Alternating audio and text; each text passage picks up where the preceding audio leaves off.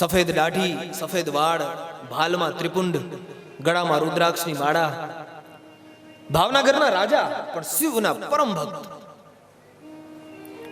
પોતાના સભાસદોને એક દિવસ કહ્યું કે આજે મને ઈચ્છા થાય છે કે આપણું જે વન વિસ્તાર છે ત્યાં આપણે સભા કરીએ. જે પણ ખુરશીઓ છે બધી ત્યાં લઈ ચાલો બગીચામાં. રાજાનો આદેશ થયો. બધા જે પ્રજાઓ લોકો હતા જે એ બધા ખુરશીઓ લઈ અને ત્યાં બાગ બગીચામાં મૂકી. એ ભાવનગરના રાજા ભાવ સાહેબ ત્યાં બેઠા. સામે બધા એના જે રાજકીય ક્ષેત્રમાં કામ કરતા હતા એ બધા બેઠા હતા. અને ત્યારે જ ઘટના એવી બને છે કે બારેથી એક પાણો આવે છે અને એક પાણો એ પથ્થર એ ભાવ સાહેબના માથામાં લાગે છે. માથામાંથી એ લોહીની ધારા વહે છે. સભાસદો હતા બધા ઊભા થઈ ગયા કે શું થયું, ક્યાંથી પથ્થર આવ્યો. દોડધામ લાગી પડી. જ્યાં જુએ છે તો એ જે ભાવ સાહેબનો બગીચો હતો ને એ બગીચામાં એક ભીત હતી અને એ ભીતને પેલી બાજુથી એક નાનકડા છોકરાઓની સ્કૂલ હતી. એ સ્કૂલમાં ભણતા છોકરાઓ એ પથ્થર એકબીજાને મારતા હતા. એ પથ્થર એ વંડી ઠેકીને ભાવ સાહેબના માથામાં લાગ્યો. છોકરાઓને પકડી આવે છે સભાસદો, એના સિપાહીઓ રાજાના, અને ભાવ સાહેબ સામે હાજર કર્યો નાના નાના છોકરાઓને. ડરી ગયેલા છોકરા કંઈ બોલ્યા નહીં. અદબ વાળીને ભાવ સાહેબ સાહેબ ઊભા છે. ભાવનગરના રાજાએ પૂછ્યું એ છોકરાઓને, આ પથ્થર કોણે તમે માર્યો? નાના નાના 5-6 છોકરાઓ હતા, ડરી ગયા હતા. એટલે બીજા છોકરાઓએ આંગળી ચીંધીને એક છોકરા ઉપર આંગળી રાખીને કીધું કે આને ભાવ સાહેબ તમને પથ્થર માર્યો છે. 4 જણાએ એક છોકરાને આગળ કરી દીધો. ઓ છોકરાએ કહ્યું કે હા મેં પથ્થર તો માર્યો હતો, પણ મને ખબર નહીં કે આ તમને લાગશે. ભાવ સાહેબે એ છોકરાને પોતાના ખોળામાં બેસાડીને કીધું, બેટા આ પથ્થર તે શું કામ માર્યો? એટલે નાનકડો બાળક બોલે છે કે તમારા બગીચામાં ઓલું કેરીનું ઝાડ છે ને એ સાહેબ કેરી ખાવા પાણો માર્યો. અને ભાવ સાહેબ ઊભા થઈ જાય છે અને પોતાના સિપાહીઓને કહે છે કે જાઓ આપણા કોષમાંથી 100 સોના મોરો લઈ આવો ને આ બાળકને આપી દો. 100 સોના મોરો લઈ આવો અને આ બાળકને આપી દો. સિપાહીઓ હતા એ વિચારે છે કે માથામાં લાગ્યું એટલે મહારાજનું છટકી નથી ગયું ને. આ 100 સોના મોરો લોહી નીકળે છે. જેને પાણો માર્યો છે, પથ્થર માર્યો છે, એને દંડ કરાય કે ઇનામ અપાય? એટલે સિપાહીઓ પૂછે છે મહારાજ ડોક્ટરને તેડી લાવીએ કે નહીં હું કહું છું ને એટલું કરો, 100 સોના મોરો અને આપો. સભાસદો પૂછે છે મહારાજ આનું કારણ શું, અમને તો સમજાતું નથી. ત્યારે ભાવનગરના એ ભાવ સાહેબ એ શિવના ઉપાસક બોલે છે અને કહે છે કે આ બાળકે કેરી ખાવા માટે પાણો માર્યો. આ બાળક એક ઝાડને પથ્થર મારે છે. એક ઝાડ જો પથ્થર ખાઈને કેરી આપતું હોય તો હું તો ભાવ સાહેબ છું, ભાવનગરનો રાજા છું. જો પાણો ખાઈને આને 100 સોના મોરો ન આપું તો મારું રાજ લાજે. 100 સોના મોરો એ બાળકને આપી.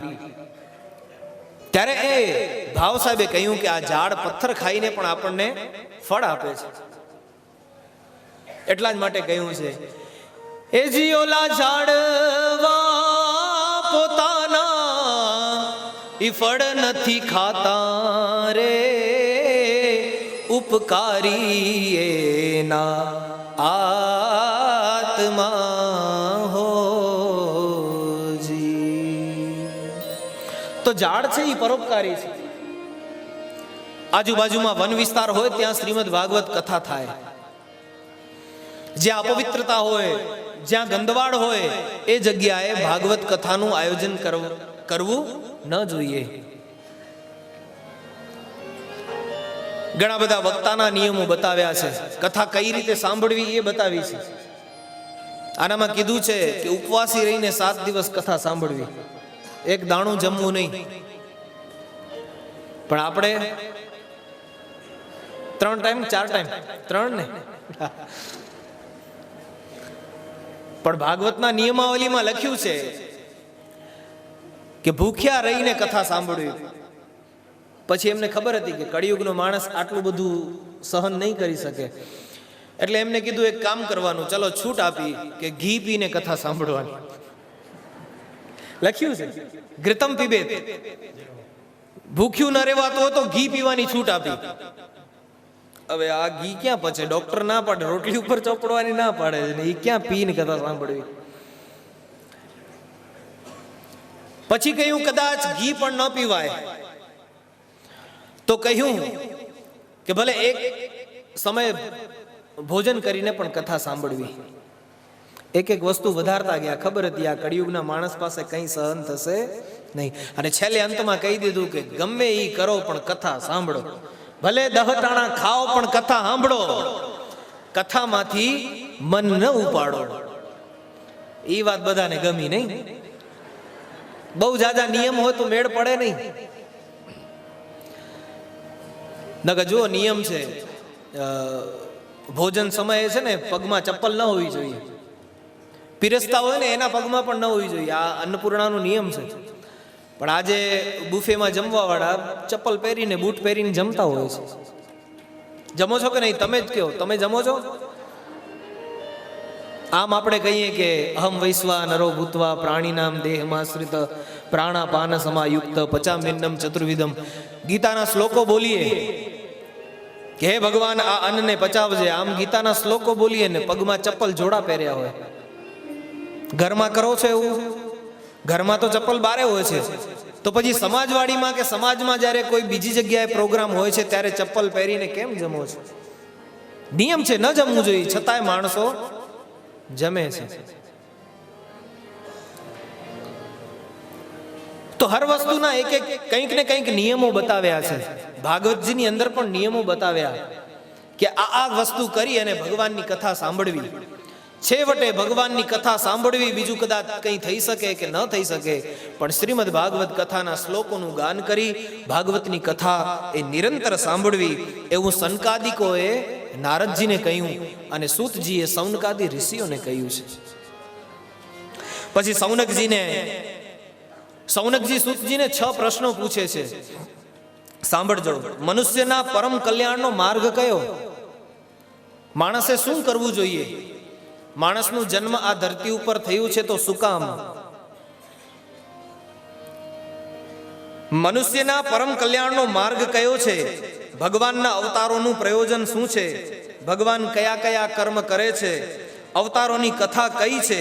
અને ભગવાનના સ્વધામ ગયા પછી ધર્મ કોના શરણમાં જાય છે? આવા પ્રશ્નો કર્યા. ધર્મમ કમ શરણમ ગતઃ. ભગવાન આ ધરતીમાં હતા ત્યાં સુધી તો સતયુગ હતું, દ્વાપર ત્રેતામાં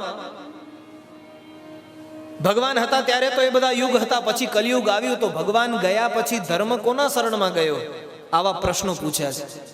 ધર્મમ કમ શરણમ ગતઃ. ત્યારે એ સૌનકાદી ઋષિઓ ને સૂતજી જવાબ આપતા કહે છે કે અંતે નારાયણ સ્મૃતિ. માણસે કંઈક એવું કરવું જોઈએ કે અંતમાં ભગવાનની સ્મૃતિ આવે. જો એક સત્ય છે, આ સંસારમાં આવ્યા છીએ તો જવાનું નક્કી છે, તિથિ નક્કી છે. એકના એક દિવસ બધાએ જવાનું છે. એટલા માટે કીધું કે અંતે નારાયણ સ્મૃતિ. અંતમાં ભગવાનનું નામ આપણા મુખમાંથી નીકળે એવું કંઈક આખા જીવનમાં કરવું જોઈએ. પણ અંતમાં ભગવાનનું નામ ક્યારે નીકળે? જો આખું જીવન નામ લીધું હોય તો.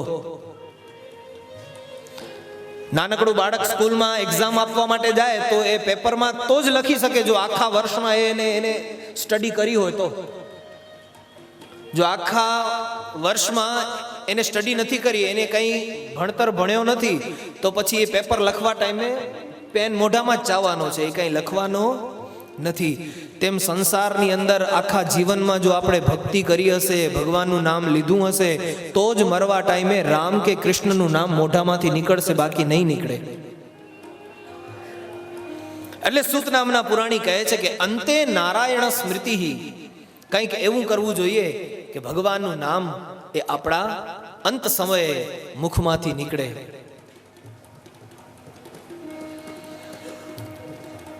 સૌનકાદી ઋષિઓને સૂતજી કથા કહે છે અને સનકાદિકો એ નારદજીને કથા કહે છે. અને જ્યારે ભગવાનના અવતારોની વાત કહીને ત્યારે એક પછી એક અવતારની કથા હવે શરૂ થાય છે. અને અવતારની કથા કરવાથી પહેલે આ શ્રીમદ ભાગવત કથા જેને લખી છે એવા વ્યાસજીનું વર્ણન આવે છે. ભાગવતમાં તો આ એક પ્રસંગ નથી, પણ કૌશિકી સંહિતામાં આ એક કથા આવે છે કે કૌશિકી સંહિતામાં વ્યાસજીને સંતાન ન હતા. વ્યાસજી અને વ્યાસજીના પત્નીનું નામ છે અરણી દેવી. એ અરણી દેવીના મનમાં એમ થાય છે કે મારે સંતાન જોઈએ છે. વ્યાસજી પાસે જઈ પ્રાર્થના કરી.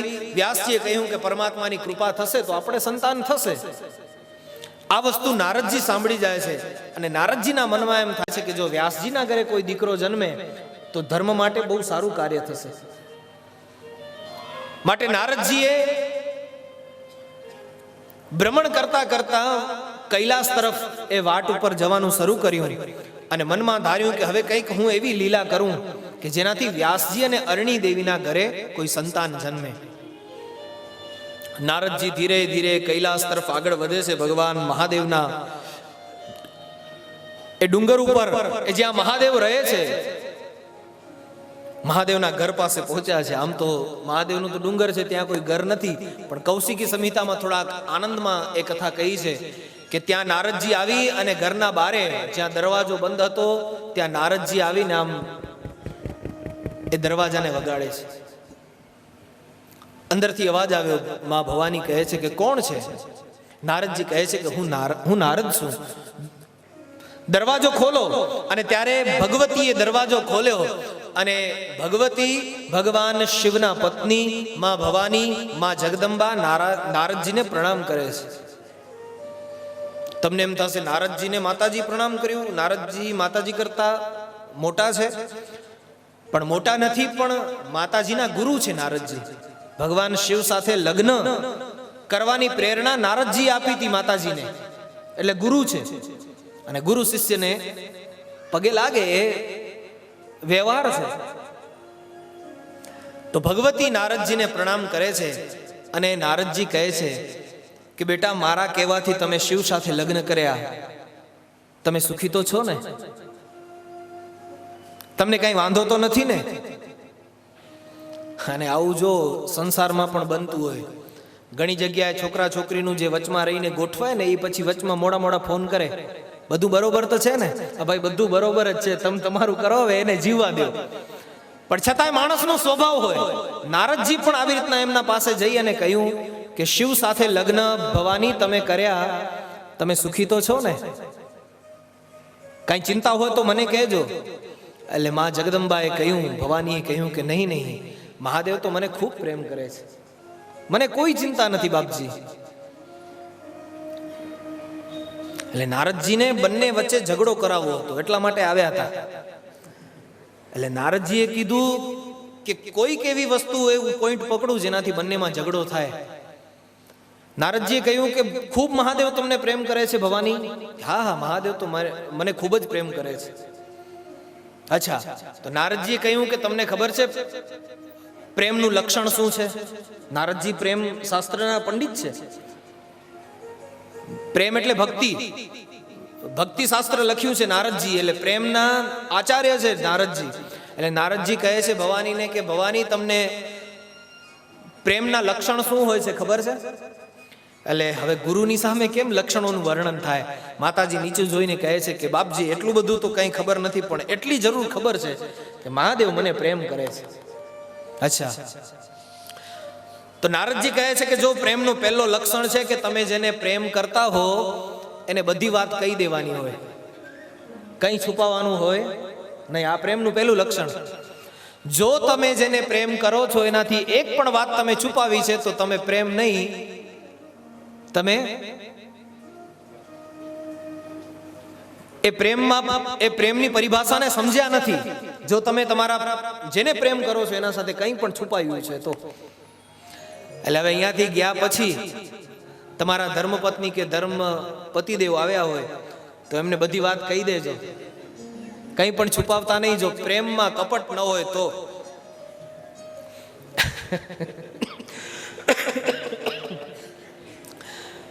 મને લાગે છે કદાચ કહી દેશે તો પબ્લિક ઓછી થઈ જશે. હું કહેશે આમ અહીંયાથી તને.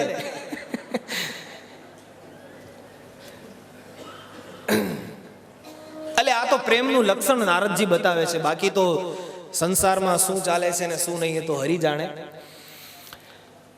નારદજી કહે છે કે પ્રેમનું પહેલું લક્ષણ છે કે તમે જેને પ્રેમ કરો એના સાથે બધી વાતો કહી દો, એક પણ વાત છુપાવો નહીં. એટલે નારદજીએ કીધું કે મહાદેવ તમને બધું કહી દે છે? માતાજી કહ્યું હા, બધી દુનિયાભરની કથાઓ સંભળાવે, એ ભાગવત કથા સંભળાવે, રામાયણ સંભળાવે, એ દુનિયાભરના કથાઓ અને દુનિયાભરની વાતો મહાદેવ કરે છે. અચ્છા, નારદજી કે હવે આમને ઝઘડાવો કેમ? નારદજીને પોઈન્ટ યાદ આવ્યો. નારદજી કહ્યું કે અચ્છા દેવી, તમને ખબર છે મહાદેવના નળીની અંદર જે મુંડની માળાઓ છે એ માથા કોના છે? માથા કોઈ ફેક્ટરીમાં તો બને નહીં ને, કોકના તો હશે ને.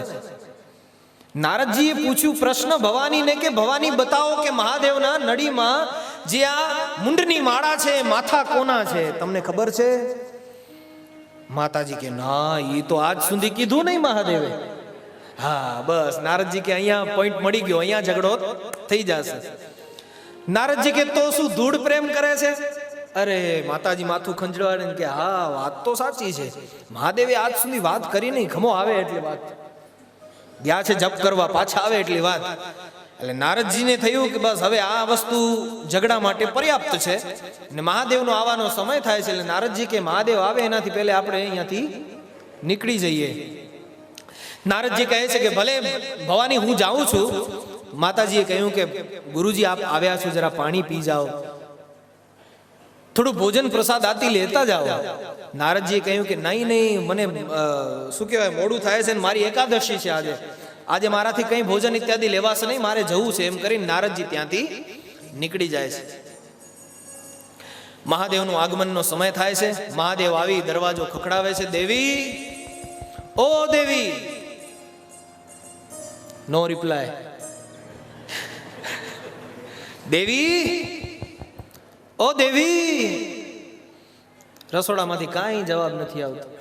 અને જુઓ બાબુભાઈ, બહેનોનો સ્વભાવ હોય છે, એ જ્યારે ગુસ્સામાં થાય ને એટલે પહેલી વસ્તુ બોલવાનું બંધ કરી દે. ફર્સ્ટ ટાઈમ, પછી ભલે ચાલુ થાય તો એ ઊભા ન રહે. પણ આમ એમનો પહેલો લક્ષણ છે કે એ ગુસ્સામાં થાય એના પતિ ઉપર તો પહેલે જરા વાર મોઢું ચડાવીને બોલવાનું બંધ કરી દે, બોલાવાનું જ નહીં. આ બહેનોનું માતાઓનું લક્ષણ છે. એટલે માતાજીએ કોઈ રિપ્લાય આપ્યો નહીં. મહાદેવે ત્રીજી વાર દેવી દેવી કહ્યું પણ કંઈ રિપ્લાય આવ્યું નહીં. એટલે મહાદેવ સમજી ગયા કે ઓ કંઈક ગડબડ છે, કંઈક ભવાનીએ મંગાવ્યું હોય અને હું ભૂલી ગયો હું, એવું કદાચ હોય. તો દેવીને કહ્યું દેવી કહો તો ખરા, કેમ એટલા તમે ગુસ્સે છો? એટલે પછી ભગવતી બોલ્યા કે મહાદેવ તમે મારી સાથે કપટ કરો છો. ઓહો, દુનિયા મને ભોળો નાથ કે કપટથી મારે કઈ લેવા દેવા નહીં, અને આપ કહો છો કે હું આપની સાથે કપટ કરું છું? ભવાની કહે છે કે હા તમે મારી સાથે કપટ કરો છો. એટલે મહાદેવ સમજી ગયા કે કોઈક આવ્યું છે, આ સળી કોક લગાવી ગયું છે. મહાદેવે પૂછ્યું કે ઘરમાં કોઈ આવ્યો હતો? કે હા ગુરુજી આવ્યા હતા. મહાદેવ કે બરોબર, તો એનું જ કામ છે ગુરુજીનું, તારા ગુરુજી સળી દઈ ગયા છે.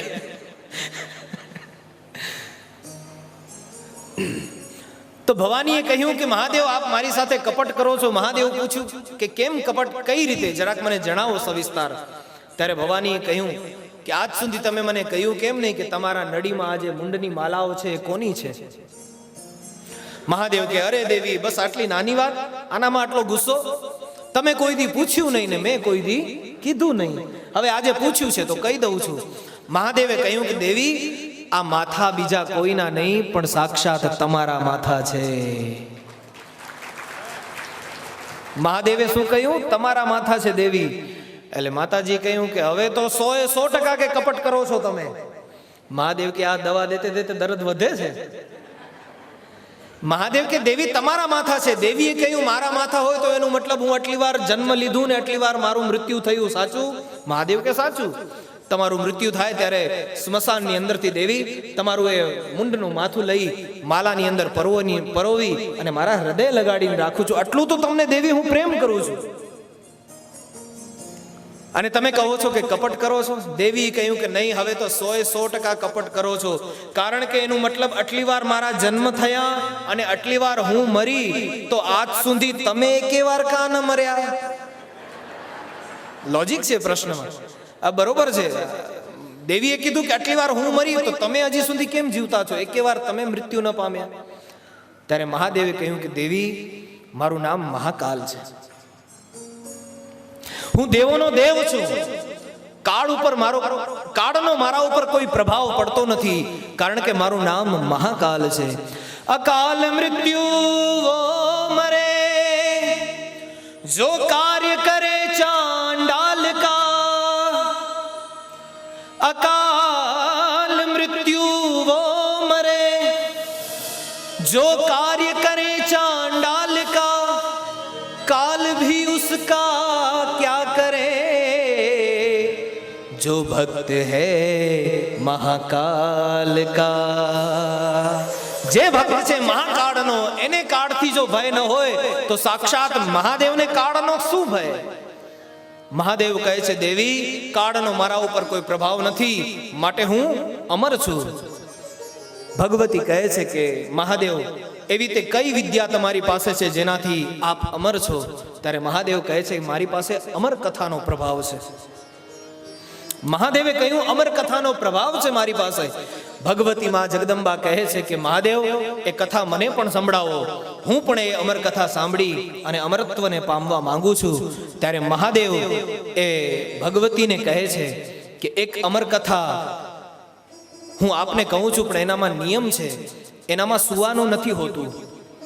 હું કથા શરૂ કરું એટલે તમારે સાંભળવું અને એનામાં આંખ ઝબકાવી નહીં. જો નિદ્રા આવી ગઈ તો એ અમરત્વમાં ખંડન આવી જશે. ભગવતીએ કહ્યું કે ભલે મહાદેવ, હું જાગીશ. મહાદેવ કહે જો હું કથા કરું તો આંખ બંધ કરીને કરું છું. એક ધ્યાન થઈ અને હું ભગવાનની કથા કરું છું, એ અમર કથા કહું છું. તમારે વચ્ચે વચ્ચે હોંકારો દેવાનો છે. અને જો જૂના જમાનામાં આપણે કથા થતી તો વ્યાસજી કથા કરે તો સામે બેઠેલા શ્રોતા હોય ને વચ્ચે વચ્ચે હરે હરે, જીઓ બાપજી જીઓ, એવું હોકારા દેતા. તો આ છે ને, હોકારાથી શું છે, ખબર પડે કે શ્રોતા જાગે છે. તો અહીંયા મહાદેવે પણ કહ્યું દેવીને કે દેવી, આપ જાગો છો એનું પ્રમાણ આપવા માટે વચ્ચે વચ્ચે ઓમ ઓમ ઓમ આવું તમારે બોલવાનું છે. ભગવતી કહ્યું ભલે. મહાદેવ એક ધ્યાન થઈ અને અમર કથા ભગવતીને સંભળાવે છે. બને એવું છે કે એક પછી એક કથા સંભળાવતા જ્યાં કથા પરિપૂર્ણ થવાની આવી ને ત્યારે થોડીક બહુ જ્ઞાનની વાતો મહાદેવ કરવા લાગ્યા અને માતાજીને થોડીક આળસ આવવા લાગી. બહુ જ્ઞાનની વાતો હોય ને આળસ આવે. આ કથા ચાલુ કરી એટલે શ્લોકબદ્ધ કથા હાલતી હતી, તમને બધાને હું અહીંયાથી જોતો હતો, બધા આમ કરતું હતું, કોક આમ કરતું હતું, કોક વળી આમ પગ કરે ને કોક આમ કરે ને. એટલે બહુ જ્ઞાનની જ્યાં ચર્ચા થતી હોય ને ત્યાં ઊંઘ આવી જાય, સ્વાભાવિક છે. અને અહીંયા ભગવતીને પણ એવું જ થયું. જ્ઞાનની ચર્ચા જ્યાં મહાદેવે શરૂ કરી, જ્ઞાનની કથાની શરૂઆત કરી, ત્યાં ભગવતીને ઊંઘ આવી જાય છે. અને બને છે એવું કે મહાદેવ જ્યાં કથા કરતા હતા, જે વડલાના ઝાડ નીચે બેઠે બેઠે, એ વડલાના એક ડાળી ઉપર એક પોપટનું બચ્ચું હતું અને એનું એક ત્યાં ઈંડું પડ્યું હતું. એ ઈંડામાંથી એક નાનું પોપટનું બચ્ચું નીકળે છે અને એ બચ્ચાએ જોયું, એને કથા સાંભળી હતી મહાદેવની. મહાદેવ જે કથા કરતા હતા એ ઈંડામાં ગર્ભમાં રહીને એ બચ્ચાએ એ કથા અમર કથા સાંભળી. ગર્ભમાંથી બારે આવ્યો, જોયું કે ભગવતી સૂઈ ગયા છે અને જો ઓમનો હોંકારો નહીં આવે તો મહાદેવનું ધ્યાન ખુલી જશે ને અમર કથા અડધી રહી જશે, અધૂરી રહી જશે. એટલે જ્યાં ભગવતીએ ઓમ ઓમ બોલવાનું બંધ કર્યું, ત્યાં આ નાનું પોપટનું બચ્ચું ઓમ ઓમ ઓમ બોલવાની શરૂઆત કરે છે. અને મહાદેવ એ કથા, અમર કથા એક પછી એક કથા પરિપૂર્ણ કરી. અને જ્યાં મહાદેવે કહ્યું કે નમઃ પાર્વતી પતયે હર હર મહાદેવ હર, આમ કરીને જ્યાં મહાદેવે કથા પરિપૂર્ણ કરીને આંખો ખોલી તો સામે ભગવતી તો સૂતા છે. મહાદેવ કે અરે, આ કે ભગવતી તો સૂઈ ગયા, તો પછી આ ઓમ ઓમ વચ્ચે કોણ બોલતું હતું? કોઈક તો હશે, કારણ કે ઓમ ઓમ નું નાદ મને સંભળાતું હતું. મહાદેવે આજુબાજુ જોયું તો ઝાડ ઉપર પોપટનું નાનું બચ્ચું બેઠું હતું. મહાદેવે હાથમાં ત્રિશુલ લીધું અને એ પોપટના બચ્ચાને મહાદેવ મારવાનો દંડ આપે છે. મહાદેવ જ્યાં ત્રિશુલ આમ હાથમાં લે છે અને ત્યાં જ એ પોપટનું બચ્ચું ઉડે છે. ઉડી અને જ્યાં વ્યાસજી મહારાજનો આશ્રમ હતો ત્યાં અરણી દેવી એ કુટીરની અંદર બેઠા હતા ત્યાં નાનું રૂપ ધારણ કરી અને અરણી દેવીના ગર્ભમાં એ પોપટનું બચ્ચું પ્રવેશ લઈ લે છે. મહાદેવ આવે છે એ આશ્રમની અંદર. મહાદેવ કહે છે વ્યાસજીને કે મારા ચોરને બહાર નીકાળો. વ્યાસજી કહે છે બાપુ તમારી પાસે એવું ધન કયું છે કે ચોર આવે તમારા કને? અને મહાદેવના મંદિરમાં ચોરી લાયક કાંઈ નથી હોતું. આપણે બધું મહાદેવના મંદિરે જઈએ તો ખબર પડે ત્યાં નાગદાદા હોય એ જેના ઘરમાં નીકળે એ ગરધણી ભાગી જાય, પણ એને કોઈ ઘરમાં રાખે નહીં. તો મહાદેવને વ્યાસજી કહે છે બાપા તમારી પાસે મહાદેવ છે શું કે કોઈ તમારી પાસે ચોરી જાય? ત્યારે બધી સવિસ્તાર વાત કરી અને કહ્યું કે મારી અમરકથાનો ચોર તમારા આશ્રમમાં આવ્યો છે. વ્યાસજી સમજી જાય છે કે અરણી દેવીના ગર્ભમાં એ પોપટનું બચ્ચું પ્રવિષ્ટ થયું છે અને બે હાથ જોડી અને વ્યાસજી મહાદેવને પ્રાર્થના કરે છે કે પ્રભુ, હવે આજે ચોર તમારો અહીંયા આવ્યો છે એ અરણી દેવીના ગર્ભમાં પ્રવેશ છે, એ મારો દીકરો છે, હવે એને આપ જીવનદાન આપો. મહાદેવ કહે છે કે નહીં, એને અપરાધ કર્યો છે. કથા નીચે બેસીને સાંભળવી જોઈએ ને એને ઝાડના ઉપરથી બેસીને કથા સાંભળી છે એનો અપરાધ છે. આજે વ્યાસપીઠ ઉપર હોય છે અને શ્રોતાઓ નીચે હોય છે એનું કારણ એ જ છે. એનો નિયમ છે કે વ્યાસ ઉપર હોય અને શ્રોતા નીચે હોય. મહાદેવ કહે છે કે આ સંસારમાં ખોટો મેસેજ જશે કે ગમે ત્યાં બેસીને કથા સાંભળી શકાય છે. આજે આ પોપટે અપરાધ કર્યો છે ઉપર બેસીને. નીચે કદાચ બેઠો હોત તો હું એને મારત નહીં. ઉપર બેસીને કથા સાંભળી છે એટલે હું એને દંડ આપીશ. ત્યારે બે હાથ જોડી અને વ્યાસજી કહે છે કે મહાદેવ, જેને અમર કથા સાંભળી એને હવે આપ કેમ મારી શકશો? અમર સાંભળે, અમર કથા સાંભળે એ તો અમર થઈ ગયો. હવે આપ આને કેમ મારશો? આપ આને જો મારશો તો અમરત્વનો શું ફળ રહેશે? ત્યારે બે હાથ જોડી અને વ્યાસજી મહાદેવને પ્રાર્થના કરીને કહે છે કે શંભુ શરણે પડી. કહે છે મહાદેવ, મારા ઘરે સંતાન નથી. આજે આ બાળક મારા પત્નીના ગર્ભમાં પ્રવેશ કર્યો છે. આના કારણે મને સંતાન મળશે. મહાદેવ જવા દો. શંભુ શરણે પડી માંગુ ઘડી રે ઘડી કષ્ટ કાપો. દયા કરી શિવ દર્શન આપો. શંભો શરણે પડી માંગુ ઘડીએ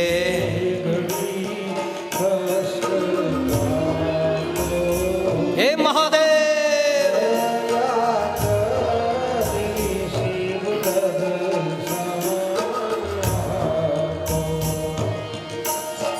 તમ ભક્તોના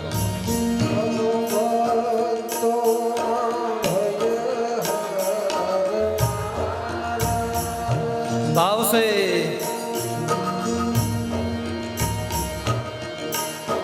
શુભ સૌનો સદા કરનારા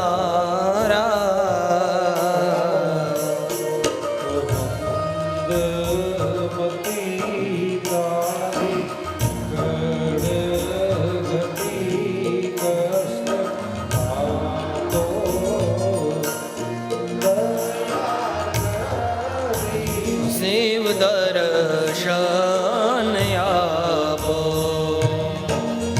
અંગે ભસ્મ સ્મશાન નિચોડી સંગે રાખો સદા ભૂત ટોળી. ભાલે ચંદ્ર ધર્યું કંઠે વિષ ધર્યું અમૃત આપો. દયા કરી શિવ દર્શન આપો. હે મહાદેવ.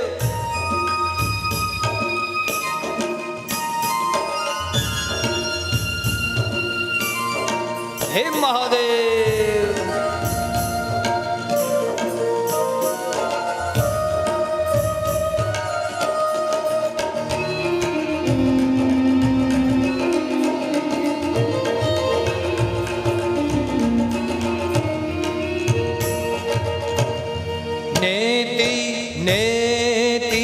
જ્યાં વેદ કહે છે મારું ચિતડું ત્યાં જાવા ચાહે છે સારા જગમાં છે તું વસું તારા મહું દર્શન આપો દયા કરી શિવ દર્શન આપો. આ સ્તોત્ર શંકરદાન બાપુએ લખ્યું છે. શંકરદાસની આ અરજી છેલ્લે આવે છે નામામાં. તો શંકરદાસે આ ભજન લખ્યું છે. આજે આ ભજનના બીજા બધા ઢાળ છે, પણ આ જે ઢાળ છે ને આપણે અત્યારે ગાઈએ છીએ એના જેવું મધુર મીઠું બીજું ઢાળ નથી. ઘણા લોકો ગાય છે કે શંભુ શરણે પડે માંગું ઘડીએ ઘડી કષ્ટ કાપો દયા કરી રે દર્શન શિવ આપો. શંભુ શરણે પડે માંગું ઘડી રે કષ્ટ કાપો દયા કરી રે દર્શન શિવ આપો. તો આ જે ઢાળ છે ને એ ગમે આપણને, પણ આનામાં એવો ભાવ નથી આવતો જે ભાવ આગળ ભજન આપણે ગાઈએ છીએ ને એનામાં આવે છે. શંભુ શરણે પડી માંગું ઘડીએ ઘડી કષ્ટ કાપો દયા કરી શિવ દર્શન આપો. આ ભવ દુઃખ શંકરદાસનું ભવ દુઃખ કાપો. આ દુઃખમાં લખાણું છે સાહેબ. એનામાં તમે નાચવા બેસો તો એ જેને લખ્યું છે ને જેને લખ્યું છે એને બહુ ઠેસ પહોંચે. આ શંભુ શરણે પડી નાચવા બેસો તો વિચાર કરો શંકરદાસનું ભવ દુઃખ કાપો. એ માણસે જ્યારે એ ભજન લખ્યું ત્યારે શું વેદના હશે એની. એમને એમ ભજન કોઈ દિવસ ગવાય નહીં.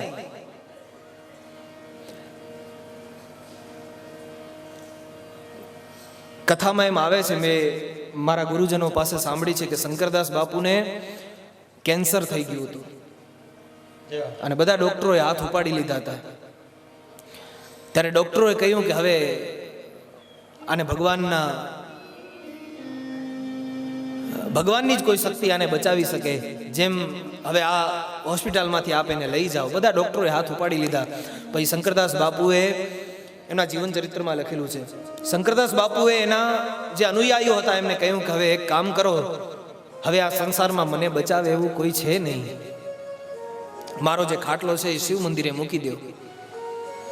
અને કેન્સરની પીડા તો સાહેબ જેને હોય એને ખબર પડે કે શું હોય. અને એ કેન્સરમાં એ શંકરદાસ બાપુ ભગવાન મહાદેવના એ શિવાલયમાં બેઠે બેઠે આ ભજન લખ્યું છે સાહેબ. અને એનામાં આપણે નાચીએ તો એને કેવું ફીલ થાય, એની વેદના સમજો. ખૂબ ખૂબ પીડામાં એમને આ ભજન લખ્યું છે અને કહે છે શંકરદાસનું ભવ દુઃખ કાપો નિત્ય સેવાનું શુભ ધન આપો. આહા, ભવ દુઃખ કાપવાની વાત એ શંકરદાસ બાપુએ કરી છે આ ભજનની અંદર. તો આવા જ ભાવથી કંઈક વેદવ્યાસ મહારાજ જેની આપણે વાત કરતા હતા, વેદવ્યાસીએ ભગવાન મહાદેવને પ્રાર્થના કરીને કહ્યું. હા, એ પણ હું તમને કહી દઉં કે અંતમાં પછી શંકરદાસ બાપુને એ ભગવાન મહાદેવનું આ ભજન લખ્યું અને એમ કહેવાય છે કે સર્વ રોગમાંથી મુક્તિ પણ થઈ ગઈ હતી. કેન્સર જેવું કેન્સર પણ એમને મટી ગયું હતું ભગવાન મહાદેવની ભક્તિથી. અને મહાદેવના ભક્તિથી મળે. માર્કંડે ઋષિને ક્યાં આયુષ્ય હતું? હે, મૃકંડુ ઋષિના દીકરા માર્કંડે ઋષિ સંતાન ન હતા, મહાદેવની ઉપાસના કરી, સંતાન આપવા માટે મહાદેવ આવે છે ત્યારે કહે છે કે સંતાન આપું પણ એક શરત ઉપર આપું. જો બુદ્ધિમાન દીકરો જોઈતો હશે તો એ 5 વર્ષની ઉંમરમાં મરી જશે, અને જો લાંબા આયુષ્ય વાળો દીકરો જોઈતો હશે તો એ મૂર્ખ થશે, એનામાં બુદ્ધિ ઓછી હશે. બોલો મૃકંડી ઋષિને મહાદેવે કહ્યું કે તમને કેવો દીકરો જોઈએ છે, આપવા માટે તૈયાર છું. મૃકંડુ ઋષિ કહે છે કે લાંબુ જીવે પણ મૂર્ખ હોય તો એનો શું મતલબ, ભલે ઓછું જીવે પણ બુદ્ધિશાળી દીકરો મારે જોઈએ છે. અને મહાદેવ પાસે માંગણી કરી અને મહાદેવના આશીર્વાદથી માર્કંડે ઋષિનો જન્મ એ મૃકંડુ ઋષિના ઘરે થયો. અને નાનપણથી જ પિતાએ દીકરાને સંસ્કાર આપ્યા અને કીધું કે બેટા, મારા ભાગ્યમાં સંતાન નહોતું પણ મહાદેવની ઉપાસનાથી મળ્યું. તારા ભાગ્યમાં આયુષ્ય નથી, મહાદેવની કૃપાથી જ આયુષ્ય તને મળશે. અને નાનપણથી જ એ 5 વર્ષની ઉંમરે જ્યાં પહોંચ્યું ત્યાં એના પિતા મૃકંડુ માર્કંડેને કહે છે, બેટા હવે તારું મૃત્યુ નજીક છે, મહાદેવની ઉપાસના કર. અને નાનું બાળક જ્યાં કાળ સામે આવે છે, કથામાં એવું આવે છે કે શિવલિંગને આમ ભેટ કરી, શિવલિંગને આમ બંને આંકડીએથી એમ પકડી અને આમ ચોટીને એ શિવલિંગ પાસે રડતો રડતો એ ત્યાં બેસી રહે છે. અને કાળ આવે છે, ગર્ભગૃહમાં કાળનો પ્રવેશ નથી હો. શિવ મહાપુરાણ કહે છે કાળ બધી જગ્યાએ જઈ શકે પણ ભગવાન શિવનો જે ગર્ભદ્વાર છે ને એનામાં કોઈ હોય તો કાળ ત્યાં જતો નથી. આજ સુધી ક્યાંય પણ તમે એવા સમાચાર સાંભળ્યા કે ગર્ભગૃહમાં કોઈનું મૃત્યુ થયું? આટલા માણસો જાય છે, સેવા પૂજા કરે છે, બહાર નીકળીને કદાચ ઈ ક્ષણે એનું મૃત્યુ થયું હશે પણ ગર્ભગૃહની અંદર કોઈનું મૃત્યુ થયું નથી, કારણ કે કાળ ત્યાં પ્રવેશ કરી શકતો નથી. માર્કંડે ઋષિ પણ બંને હાથેથી શિવલિંગને પકડે છે, કાળ આવે છે અને મહાદેવ ત્રિશુલ વડે કાળને ભગાવે છે અને માર્કંડેને આયુષ્ય આપે છે કે સતન જીવે ન શરદઃ, તારું આયુષ્ય ચિરંજીવી બનો, તારું આયુષ્ય ચિરંજીવી બનો. અને 7 એ ચિરંજીવીઓમાં માર્કંડેજી 8મા છે. 7 કયા કયા? અશ્વત્થામા બલિર્વ્યાસો હનુમાન ચ વિભીષણ કૃપઃ પરશુરામશ્ચ સપ્તૈતે ચિરજીવન. આ 7 જણા ચિરંજીવી છે. અશ્વત્થામા, બલિરાજા, વ્યાસજી, હનુમાન, વિભીષણ, કૃપાચાર્ય, પરશુરામ. આ 7 જણા ચિરંજીવી છે. એનામાં 8મું નામ ઉમેરાયું માર્કંડે ઋષિનું, જે હાલમાં પણ જીવતા છે.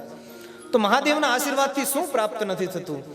તો અહીંયા વેદવ્યાસ પણ મહાદેવને પ્રાર્થના કરે છે કે પ્રભુ હવે આજે સંતાન મારું છે એ મને રહેવા દો. અને મહાદેવ આશીર્વાદ આપી અને પછી પોતાના ધામમાં એટલે કે કૈલાસમાં જાય છે. અને અહીંયા કથામાં આવે છે કે 12 વર્ષ પોતાના માતાના ગર્ભમાં આ ગર્ભ રહ્યું છે. શુકદેવજી છે, પોપટને સંસ્કૃતમાં શુક કહેવાય. એ પોપટનું બચ્ચું જે હતું એ ગર્ભ બન્યું હતું એ શુકદેવ. શુક એટલે પોપટ. એટલે એ પોપટ જ્યારે 12 વર્ષ પછી જ્યારે અરણી દેવી કહે છે કે બેટા હવે આપ બારે આવો, ત્યારે એ ગર્ભમાંથી બાળક બોલે છે કે હું બારે આવીશ તો આ સંસારની માયા મને જીવવા નહીં દે, અને માં હું અહીંયા ભગવાનનું ભજન કરું છું, મને અહીંયા જ રહેવા દો. વ્યાસજી કહે છે કે આ માયા તમને નડશે નહીં, માયાપતિ જો તમને આશીર્વાદ આપે તો બેટા તમે બારે આવો. અને ત્યારે ભગવાન નારાયણ આવી અને આશીર્વાદ આપે છે દીકરાને કે મારી માયા તને સ્પર્શ કરશે નહીં. અને ત્યારે 12 વર્ષે એ સુખદેવજી મહારાજ પોતાના માતાના ગર્ભમાંથી બારે આવે છે. અને 12 વર્ષનું બાળક જન્મ લેતા જ 12 વર્ષના થઈ જાય છે. નાળનું પણ હજી છેદન નથી થયું. નાળ પોતાના ખભે જનોઈ વાંગે મૂકી અને જંગલ તરફ દોડ મૂકે છે. ત્યારે વ્યાસજીને અરણી દેવી એ પોતાના બાળક પાછળ દોડતા દોડતા જઈને કહે છે બેટા બેટા બેટા પુત્ર. ત્યારે આજુબાજુના ઝાડવા જવાબ આપે છે કે જેને ભગવાન નારાયણે આશીર્વાદ આપ્યા છે કે માયામાં આ દીકરો નહીં રહે, તો પછી હવે આપ એને દીકરો દીકરો કરીને કેમ પાછળ દોડો છો?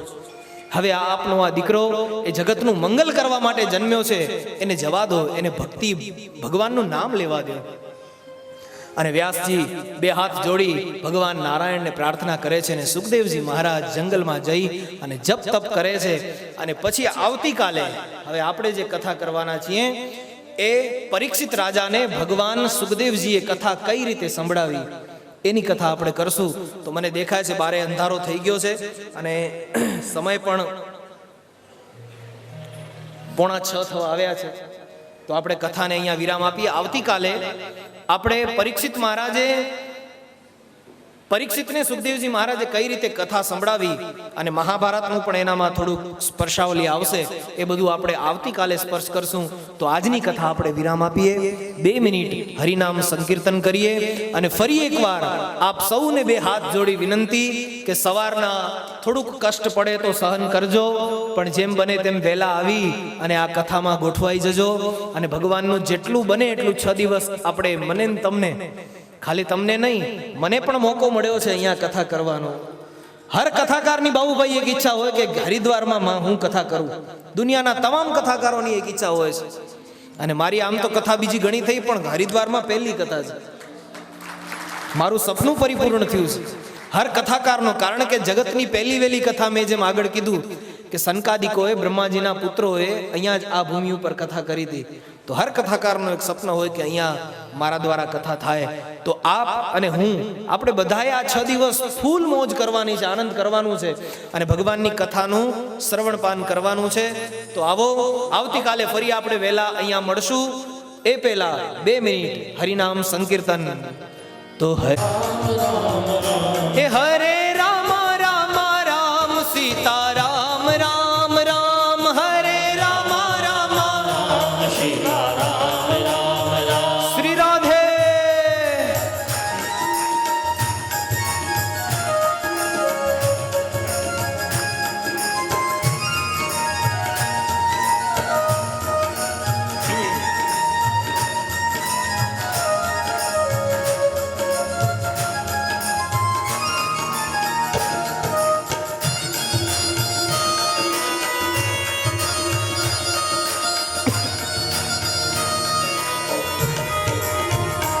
હરે રામ રામ રામ સીતા રામ રામ રામ, હરે રામ રામ રામ સીતા રામ રામ રામ, હરે રામ રામ રામ સીતા રામ રામ રામ, હરે રામ રામ રામ સીતા રામ રામ રામ, હરે રામ રામ રામ સીતા રામ રામ રામ, હરે રામ રામ રામ સીતા રામ રામ રામ, હરે રામ રામ રામ સીતા રામ રામ રામ, હરે રામ રામ રામ સીતા રામ રામ રામ, સીતા રામ રામ રામ સીતા રામ રામ રામ, સીતા રામ રામ રામ સીતા રામ રામ રામ. બોલો ભાગવત ભગવાન કી જય, ગંગા મૈયા કી જય, હરિદ્વાર તીર્થધામ કી જય. ઓમ નમઃ પાર્વતી પતયે, હર હર મહાદેવ હર. આરતી માટે દરેક યજમાનો આવી જજો. બાપજી જી જય હો. અત્યારે જેમ સવારથી બાપજી કથા તમે કીધું તેમ અહીંયા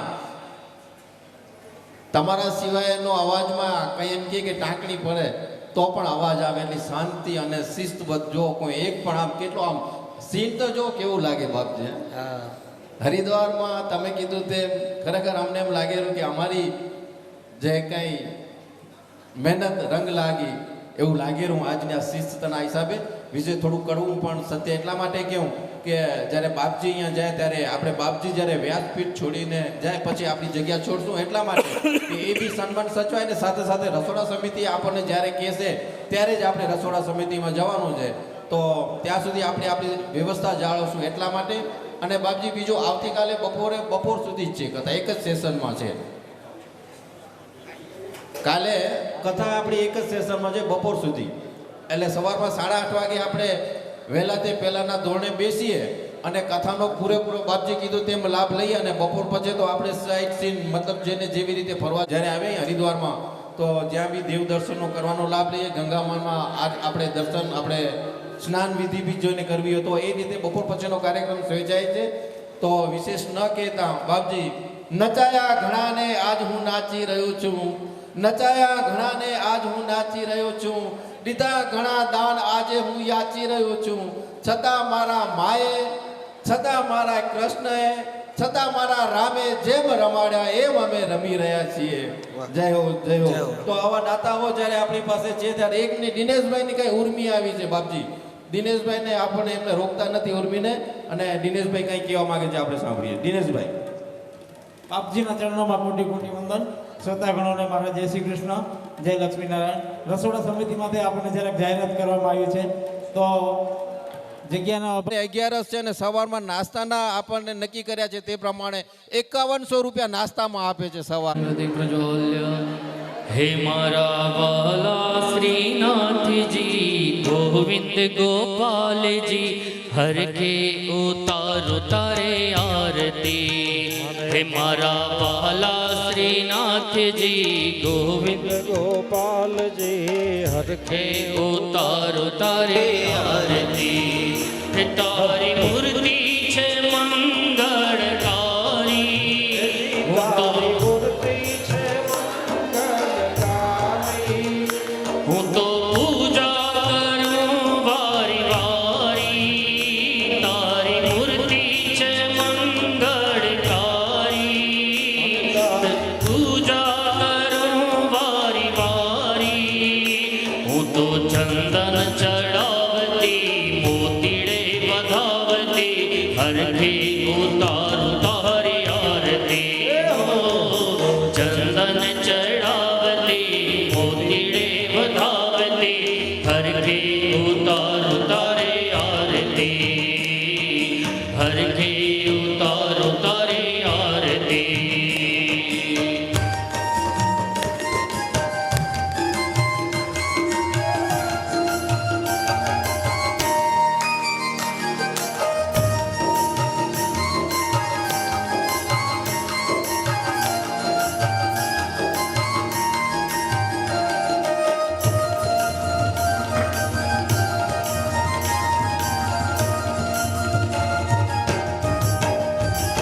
મારા વાલાને ફૂલડે વધાવતી, એના મીઠા મીઠા માખણ ખવડાવતી.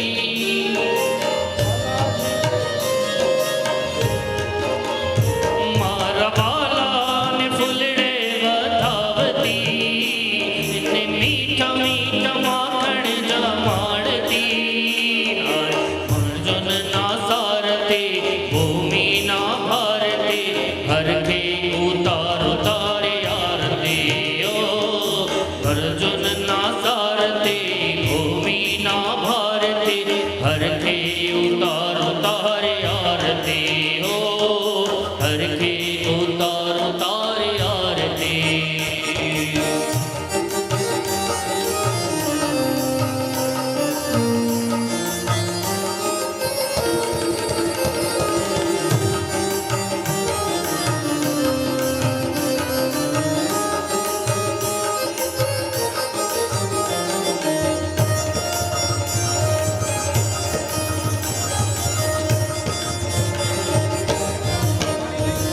મારા વાલાને રાસે રમાડતી, પછી મીઠી મીઠી મોરલી વગાડતી.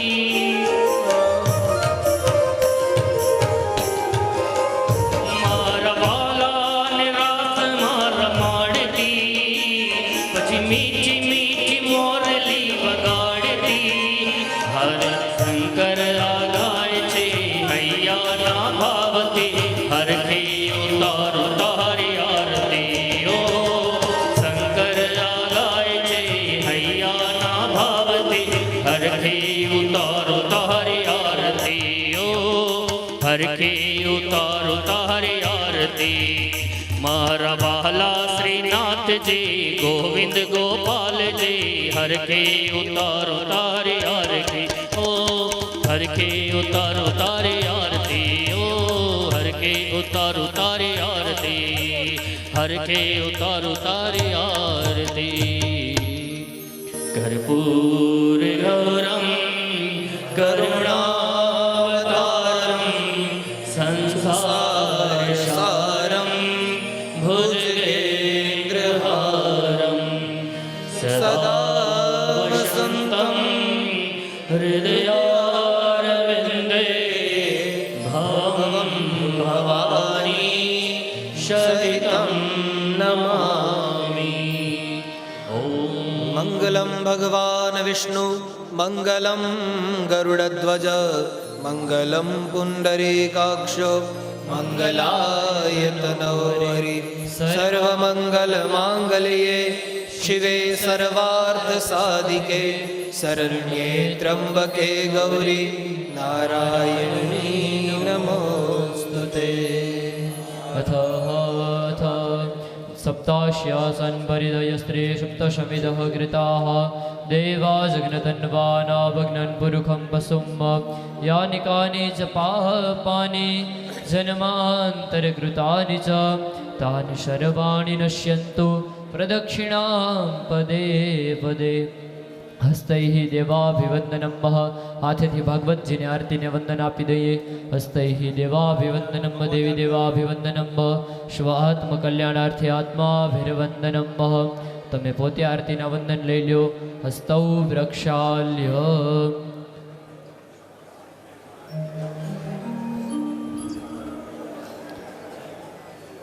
અથ મંત્ર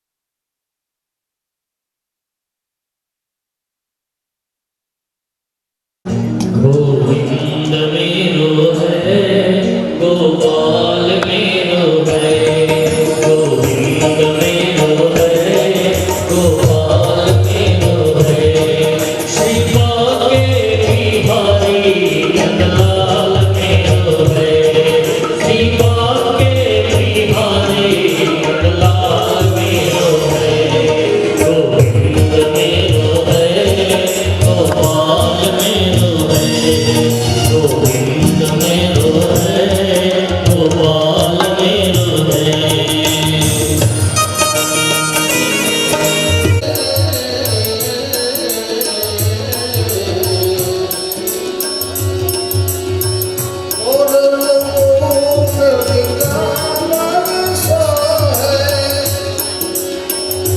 प्यारी बंसी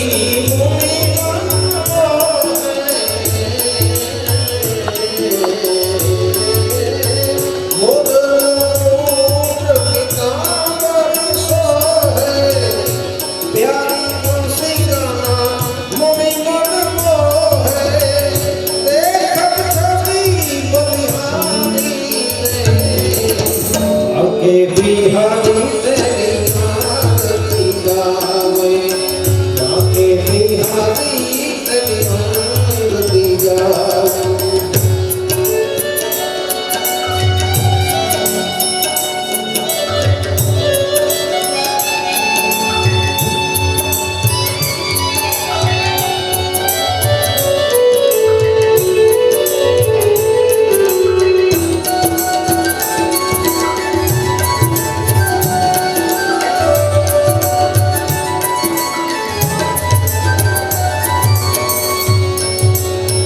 चरणों से निकली गंगा प्यारी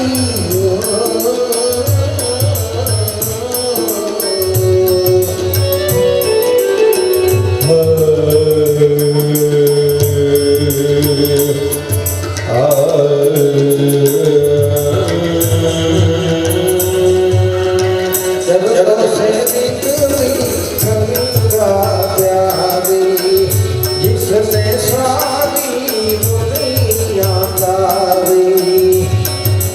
બધાને ધાર્યો છે આપણને જરૂર આવશે લઈ આવેલા ચरणों से निकली गंगा प्यारी जिसने सारी दुनिया तारी इन चरणों में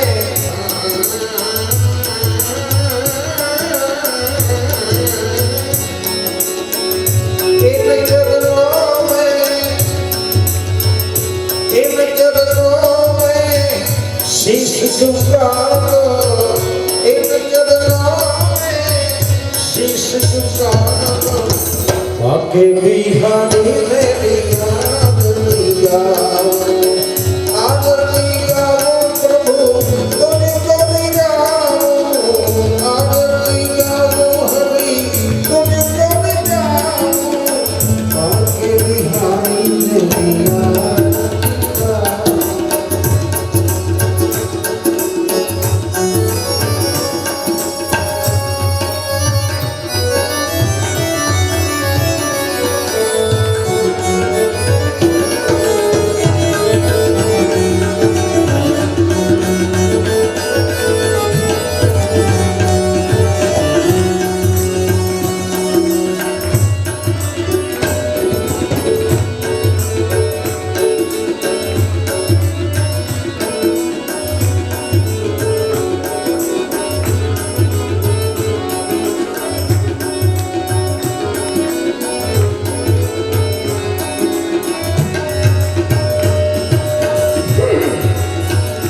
इस दास व्यास के तुम हो स्वामी तुम हो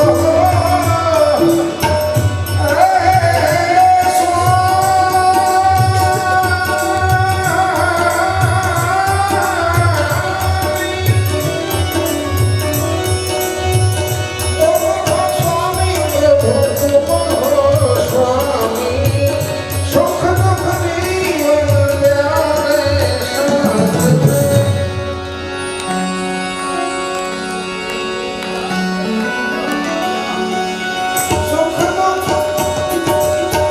सुख दुख प्यारे जीवन साथी तेरी कृपा में जाऊं वारी बाके बिहारी तेरी याद दिया आदर लिया हरि तुझे कभी जाऊं बाके बिहारी तेरी याद दिया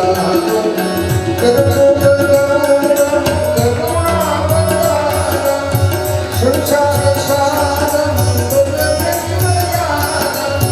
सदा संतम तुम याद दे भगवानी श्री नमामि मंगलम भगवान विष्णु मंगलम गरुड़ध्वज मंगलम गणेश मंगलाय नमः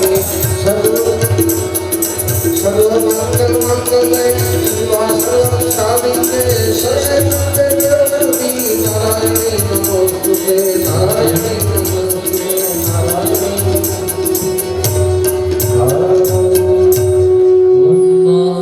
यानि कानि च पापानि सर्वान्तरकृतानि च तानि ओम नमो भगवते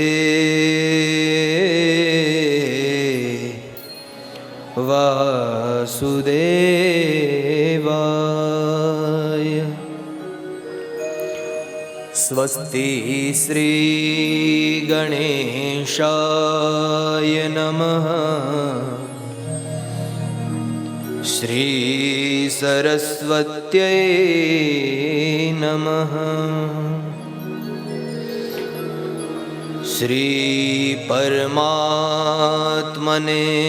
नमः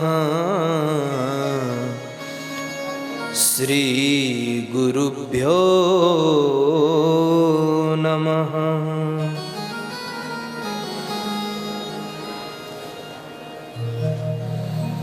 यो ब्रह्माणं विदधाति पूर्वम्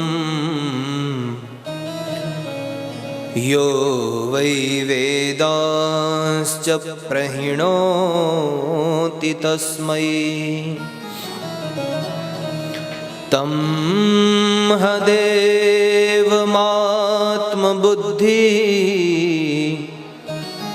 प्रकाशम्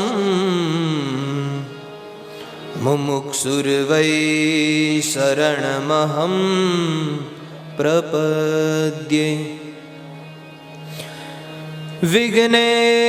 विघ्नेश्वराय वरदाय सुरप्रियाय लंबोदराय सकलाय जगद्धिताय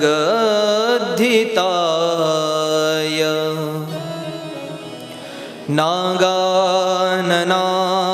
श्रुतियज्ञ विभूषिताय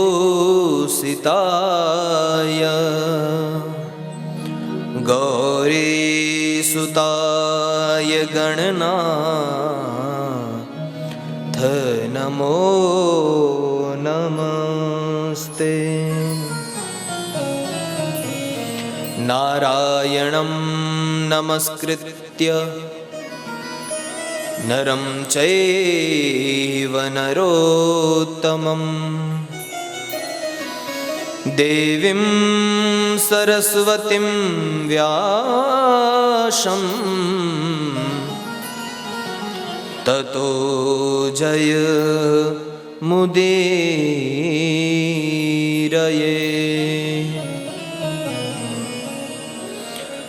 सब भाव से गाइएगा।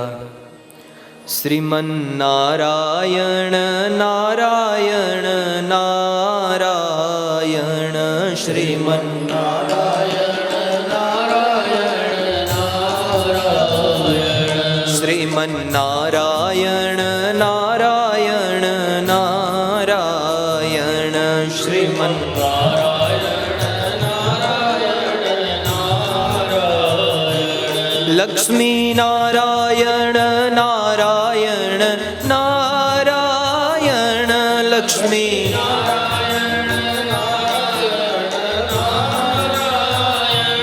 लक्ष्मी नारायण नारायण नारायण लक्ष्मी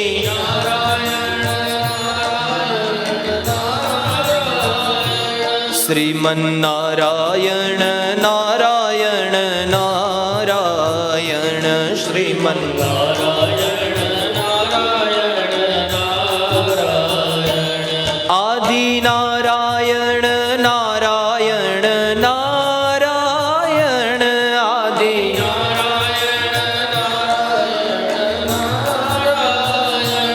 आदि नारायण नारायण नारायण आदि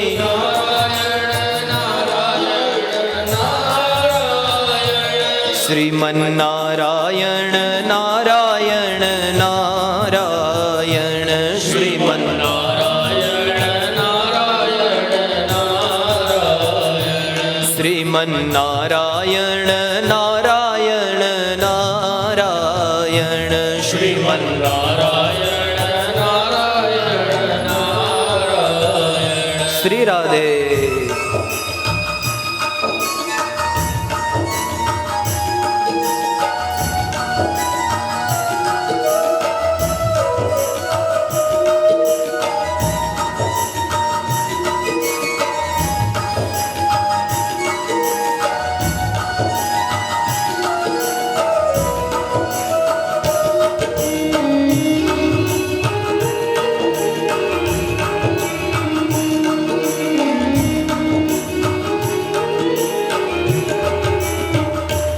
नर नारायण नारायण नारायण नर नारायण नारायण नारायण नर नारायण नारायण नारायण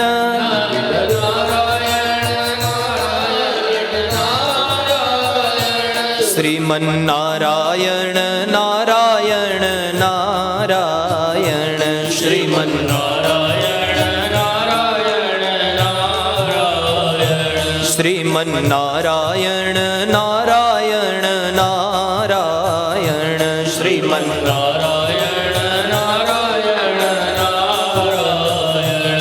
ओम नारायण नारायण नारायण ओम नारायण नारायण नारायण ओम नारायण नारायण नारायण ओम नारायण नारायण नारायण श्रीमन्नारायण नारायण नारायण श्रीमन्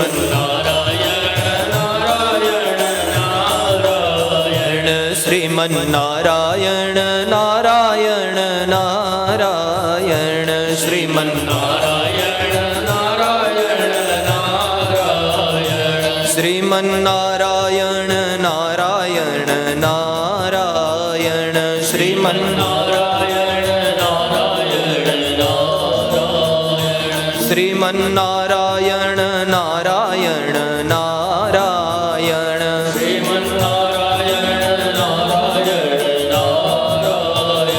શ્રીમન્નારાયણ નારાયણ નારાયણ શ્રીમન્નારાયણ નારાયણ શ્રીમન્નારાયણ નારાયણ નારાયણ શ્રીમન્નારાયણ શ્રીમન્નારાયણ નારાયણ નારાયણ શ્રીમન્નારાયણ નારાયણ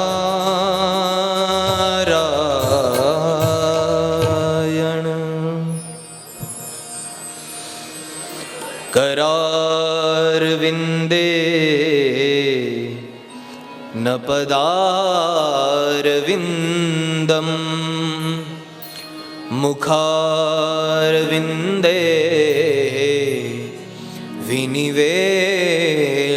विनिवेशयन्तम् वटस्य पत्रस्य पुटे शयानं बालं मुकुन्दं मनसा स्मरामि श्रीकृष्ण गोविन्द हरे मुरारे हे नाथ नारायण वासुदेव जिह्वे पिबस्वा मृत में तदेवं गोविन्द दामोदर माधवेति विक्रेतु कामा खिल गोपकन्या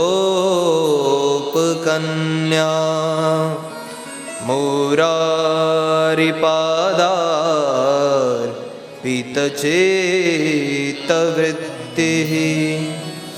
दध्यादिकं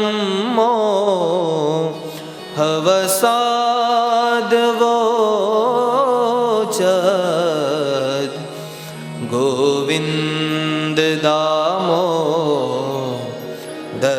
माधवेति गृहे गृहे गोपवधू कदम्बा सर्वे मिलित्वा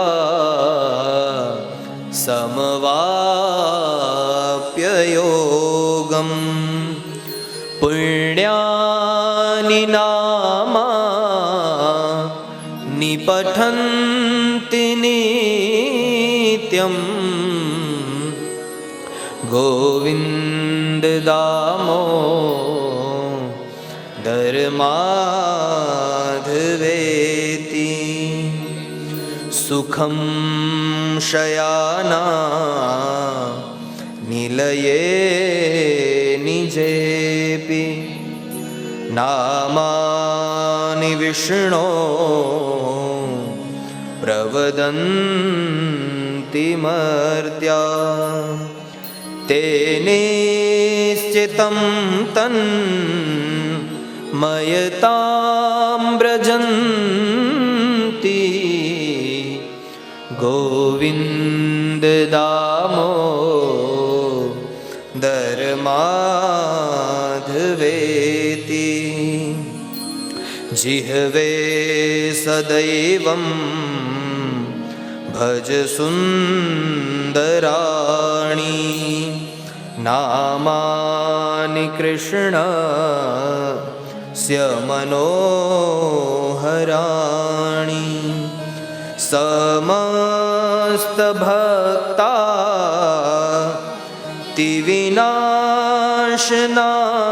तिविनाशनानि गोविंद दामोदर माधवेति सुखावसाने त्विदमेव सारं दुःखावसाने त्विदमेव ज्ञेयं देहावसाने त्विदमेव जाप्यं गोविंद दामोदर माधवेति श्री कृष्ण राधा वर गोकुलेश गोपाल गोवर्धननाथ विष्णु जिह्वे पिबस्वा मितमेतदेवं गोविंद दामोदर माधवेति अधरं मधुरं वदनं मधुरं अधरं मधुरं वदनं नयनं मधुरं हसितं मधुरं नयनं मधुरं हसितं हृदयं मधुरं गमनं मधुरं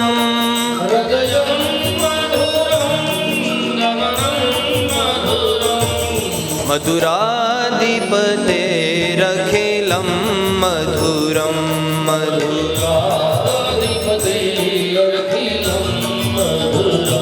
वचनं मधुरं चरितं मधुरं वचनं मधुरं चरितं वसनं मधुरं वलितं मधुरं वसनं मधुरं वलितं मधुरं चलितं मधुरं भ्रमितं मधुरं चलितं मधुरं भ्रमितं मधुरं मधुराधिपतेरखिलं मधुरं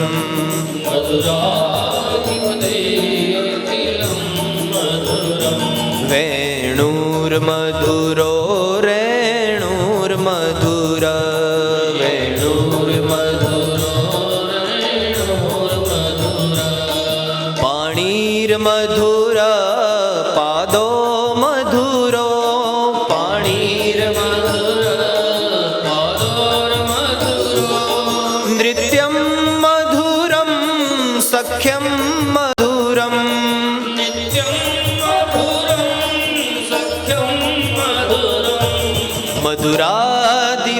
मधुराधिपतेरखिलं मधुरं मधुराधिपते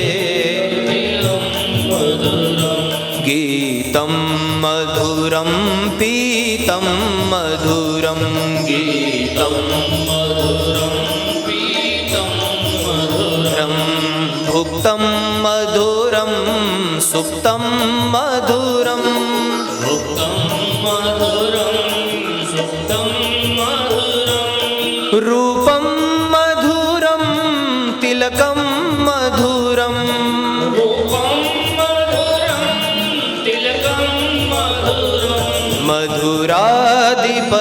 मधुराधिपतेरखिलं मधुरं मधुराधिपतेरखिलं मधुरं करणं मधुरं तरणं मधुरं करणं मधुरं तरणं मधुरं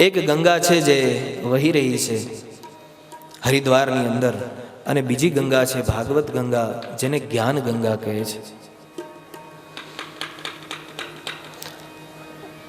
આટલી ઠંડીમાં એ ગંગામાં કદાચ આપણે નાહીએ કે ન નાહીએ, પણ આ જ્ઞાન ગંગા એવી છે કે એનામાં આપણે બધાએ નાહી શકશું. મને તો અહીંયા ગરમી થાય છે. આ તમે બધા ટોપા પહેરી બેઠા છો.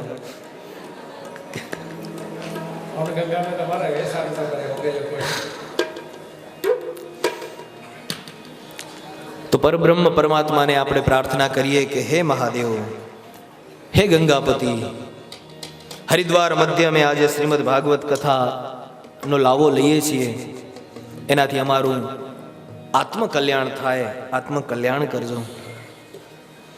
અને આ કથાના મુખ્ય યજમાન નવીન ચંદ્રભાઈ, પંકજભાઈ અને દીપકભાઈ, આમના જે પિતૃઓ છે એ પિતૃઓને પણ મોક્ષ ગતિ મળે.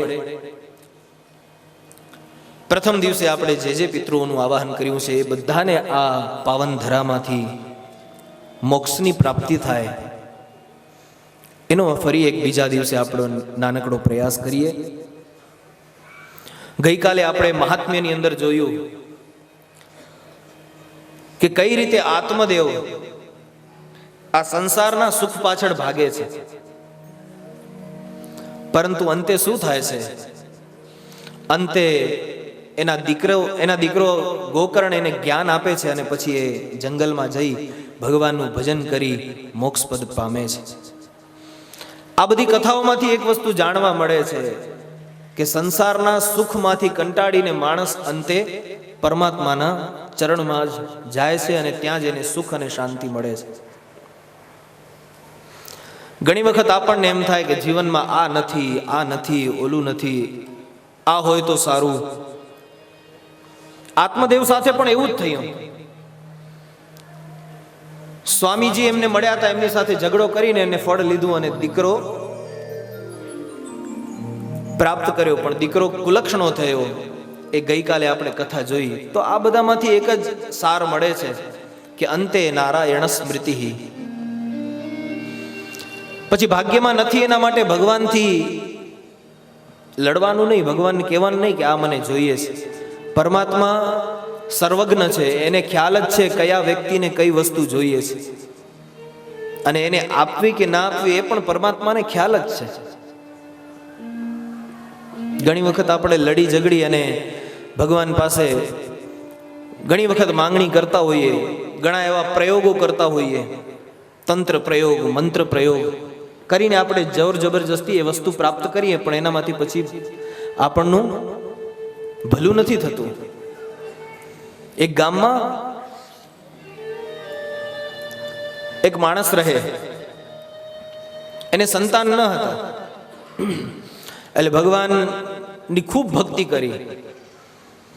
ખૂબ ભક્તિ કર્યા પછી ભગવાન પાસે માંગ્યું કે મને સંતાન જોઈએ છે. ભગવાને કહ્યું કે ભાઈ તારા ભાગ્યમાં સંતાન છે નહીં, ગમે એ થાય મને સંતાન જોઈએ છે. એટલે પછી પરમાત્માએ નહોતું તો ભાગ્યમાં ગમે ત્યાંથી ગોઠવીને એને આપ્યું. એક નહીં 3 દીકરીઓ થઈ એને. કેટલી? 3 દીકરીઓ એ ભાઈના ઘરે જન્મ થયો. જાણે રૂપનો અંબાર હોય એવી 3 દીકરીઓ. એક જ ખોટ હતી એમનામાં, કઈ બોલે તો તોતડું બોલે.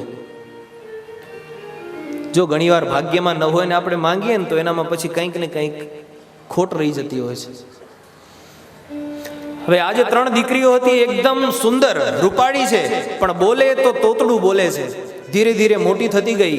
પિતાને એમ થયું કે હવે આ તોતડું બોલે છે તો હવે આનાથી લગ્ન કોણ કરશે? ધીરે ધીરે સમય જતો ગયો, દીકરીઓ મોટી થતી ગઈ. કોઈ પણ માંગવું આવે, જોવા આવે તો દીકરીઓને જોઈને તો રાજી થઈ જાય કે હા આપણું બરોબર છે, અહીંયા ગોઠવાઈ જશે. છોકરો હા પણ પાડે, અને જેવી છોકરી કંઈક પણ બોલે એટલે છોકરાવાળા ત્યાંથી જતા રહે કે આ તો તોતડી છે, આનાથી લગ્ન ન કરાય. પિતાને ઘણી ચિંતા થઈ કે હવે શું કરવું? 3 દીકરીઓ છે, ક્યાંય ગોઠવાતું નથી. એટલે પિતાએ નક્કી કર્યું કે હવે જે પણ છોકરો જોવા આવે એટલે છોકરીઓને કહી દેવાનું કે તમારે બોલવાનું નથી, ચૂપચાપ આવવાનું, જે ચા પાણી આપવું હોય ચૂપચાપ આપી જવાનું. હવે આ ભાઈ જે હતા એનો એક મિત્ર હતો, વિદેશમાં રહેતો હતો. એને ખબર પડી કે મારા 3 દીકરા છે અને ભાઈબંધની પણ 3 દીકરીઓ છે, તો ચાલો આપણે ત્યાં ગોઠવાતું હોય તો જઈ આવીએ. અને એને એના મિત્રને ફોન કર્યો કે હું આવું છું. અને મિત્રએ કહ્યું કે ઠીક છે, આ તારીખના તમે બધા આવી જાઓ, હું પણ મારી દીકરીને હાજર રાખીશ. આવું બધું એમને ગોઠવ્યું. હવે છોકરો અને એના પિતા, 3 દીકરા અને એના પિતા એ છોકરીને જોવા માટે આવે છે. છોકરી પાણી લઈને આપે છે, ચા લઈને આપે છે, કંઈ પણ બોલતા નથી. આ 3 દીકરીઓને એના પિતાએ ના પાડી હતી કે બોલજો નહીં, નહીતર તમારું ગોઠવાશે નહીં. હવે એ છોકરાના જે પિતા હતા ને એ મોટી ઉંમરના હતા. એ બાપા સમજી ગયા કે આ દાળમાં ક્યાંક કંઈક કાળું છે. સવારથી આવ્યા છીએ, સાંજ થઈ, આ દીકરીઓ કંઈ બોલતી નથી, શું છે? હવે મોટી ઉંમરના છે ને એટલે એમને બધું કોઠાસૂજ બહુ હોય. એટલે સાંજનું જમવાનું તૈયાર થયું. જમવામાં બટેટા વડા બનાવ્યા દીકરીઓએ. એટલે બાપાએ જમતા જમતા 3 છોકરા બેઠા છે, એના પિતા બેઠા છે, છોકરીઓના જે પિતા હતા એ પણ ત્યાં બેઠા હતા. એટલે બાપાએ વડાના વખાણ કર્યા. એક દીકરી ત્યાં અંદર વડા બનાવે છે, બીજી દરવાજા પાસે ઊભી છે, ને ત્રીજી પીરસે છે વડા. એટલે બાપાએ વખાણ કર્યા કે ઓહો દીકરી, કે આ વડા તો બહુ મસ્ત છે, સ્વાદિષ્ટ વડા છે. જે પીરસતી હતી ને એમને કીધું. એટલે અંદર જે બનાવતી હતી ને એને એમ થયું કે આ બનાવું હું છું અને બધું યશ આ લઈ જાય છે, ઈ કેમ હાલે? એટલે એનાથી રહેવાનું નહીં. અને એને કીધું કે આ તો વયા મેં તયા. અંદરથી છોકરી બોલી.